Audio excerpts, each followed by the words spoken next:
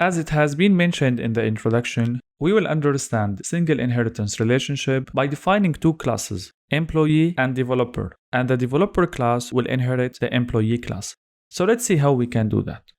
First of all, let's create the employee class. How to do that? It's quite easy. So you have to say class employee. Under this class, I'll assume that I have the following class attributes, which are name, number of employees, and raise. Also, I'll assume that I have the following instance attributes, which are first name, last name, email, salary. And within the constructor here, I am increasing by 1 number of employees counter for each time a new object is created. And the constructor accepts 3 parameters, which are first name, last name, and salary. Also, in this class, I'll assume that I have the following method. The first one here, it's an instance method and its name apply raise, which means in this method, I'm going to increase the salary of the employee according to the raise percentage defined in this class. So the new salary would be the old salary plus salary multiplied by the raise, which means the percentage of the salary that should be added. And let's here say plus equal. Another method I have here, it's update raise, which is a class method. Allow me to reach to this class attribute and update its content. And the last method that I have here, it's a static method. And this method simply will return true or false according to the day that I'm passing to this method. And it will tell me if it's a weekday or it's weekend. By the way, no need to worry about the actual implementation of all of these methods because what we want to see right now is the relationship and how these methods and attributes will be available in the child class. And we don't worry about the actual implementation for these methods. Now to make sure that my class has been defined properly, let me create an object from this class, which is John Doe and his salary is 5,000. And let me print his salary right now. Run. I got 5,000. Now let me apply raise to this employment, which means I will increase his salary according to the raise percentage that we have, which is 1.1. Here just I will correct my mistake, it's not plus equal because we are multiplying by a number which is bigger than 1, which is the raise. So I'll say employee.apply raise and then I'll print the salary again. So you will see that the salary after the raise is 5,500. We can understand from this that my class has been defined properly and we have no mistakes in this class. Now let's define the developer class. We know that a developer is at the end is just an employee. So how we can do that? In the first way, we can take this class as it is, and instead of saying here employee, I'll say developer, for example, and here I will define an object from this and I will say developer, and run. Everything will work properly. But look, if I define this class by just copy and paste the code, you will see that all of these codes are just exactly the same code that inside the employee class. So is there a better way to do that? Yes. How? Actually, it's the inheritance. So instead of copy and paste all of this from here to here, all what I have to do is just inherit employee class. And if I run now, you will see that I got exactly the same result without writing any one line of code inside the developer class. Why this happened? Let me show you. Now just for the consistency, I'll call this dev. Let me comment this for now and let me say dev.tab. You will see now that my developer class has access to apply raise, is workday, number of employees, raise, and update raise. So directly, this class right now has all the attributes and the methods that the parent class has, which is quite important to not repeat yourself, to write your code one time only. But hold on, right now, developer class can do exactly what employee class can do. But we know that for the developer class, we have some special attributes that belong to developer only. So let's define now some methods and some attributes which belong to developer class only. So how to do that? Let me take this class developer now, copy and paste, and let me now define init function again. Now, when I want to define developer, actually what I need his first name, last name, and his salary, exactly the same as employee. And let's say we want to know the list of programming languages, so let me say programming languages that this developer can use. So if I say self.programming languages equal to programming language, now this list become one of the attributes that this class has. But hold on, how to assign first name, last name, and salary to the instance attributes of this class?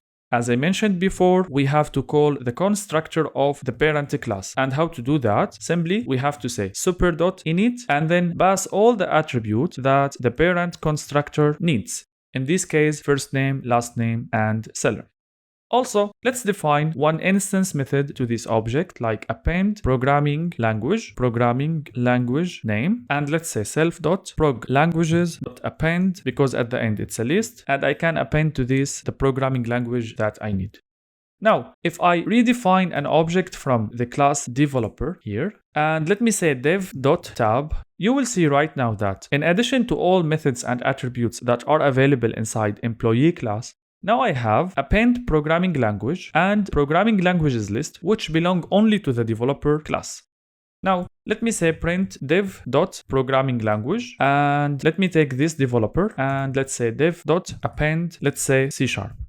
Now, don't forget that in order to create an object, we have a new attribute that needs value. In this case, let's say this developer knows Python. And here, let me print the developer programming language again. So I'll define an object, I'll print the programming languages that this developer knows, then I'll append another programming language, which is C#, and then I will print the list one more time again. If I run, I have an error here, developer object has no attribute append, and this is because I'm using append here directly, and what I have to use is append programming language. Let me run. You will see that the list before is Python, and the list after is Python and C#.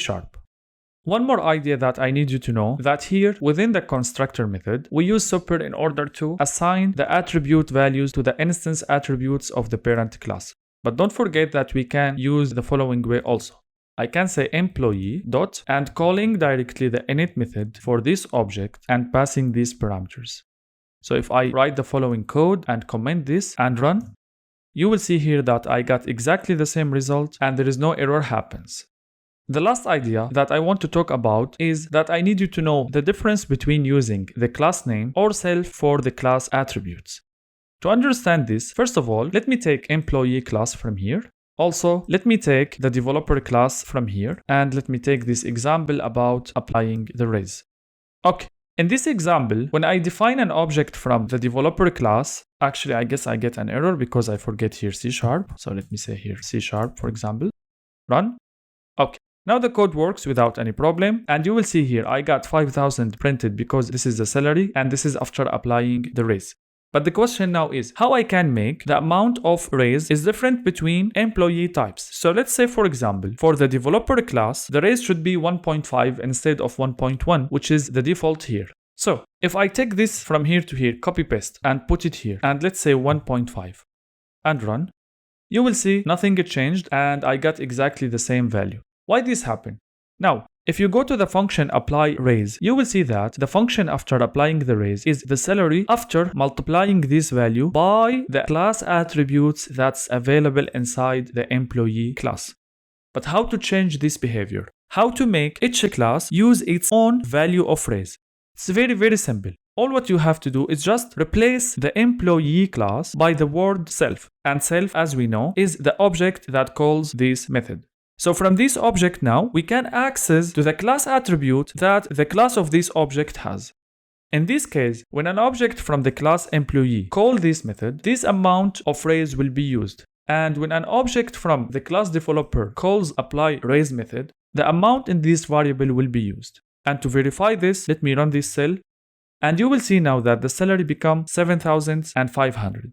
Why this happened? Because now I am using the value of 1.5 for the raise. So be careful. When you use the class name to get access to the class attribute, you will get exactly the same attribute value available in the class. Whereas when you use self, you will get the value of the class that the object has been defined from. And that's all. Thank you very much. Now let's recap what we have learned in this lecture.